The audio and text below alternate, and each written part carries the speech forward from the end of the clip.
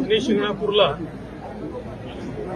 सर्वांची इच्छा असते की शनिदेवांचा आशीर्वाद घ्यावा आणि हे अतिशय जागृत देवस्थान आहे.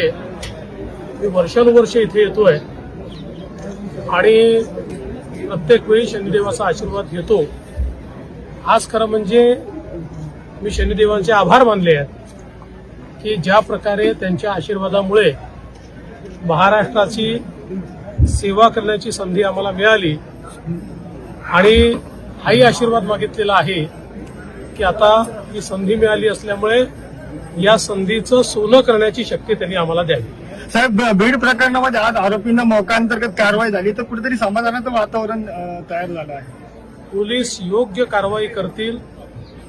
जेवढे पुरावे आहेत त्या सगळ्या पुराव्यांच्या आधारावर कारवाई होईल आणि कोणीही सुटणार नाही, कोणीही नाही. म्हणजे प्रदेशाध्यक्ष बदलाची चर्चा आहे. तुमच्याकडे आहे ती पाहिजे तर त्या संदर्भात आपल्या राज्याने कायदा केलेला आहे. त्या कायद्याची अंमलबजावणी करणं अजून बाकी आहे.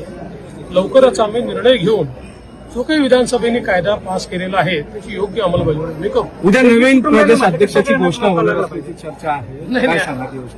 अजून माझ्यापर्यंत ही चर्चा पोचली नाहीये. सर, देशमुख कुटुंबियांकडून त्यांची मागणी आहे की या तपासाचं नीट होणार आहे.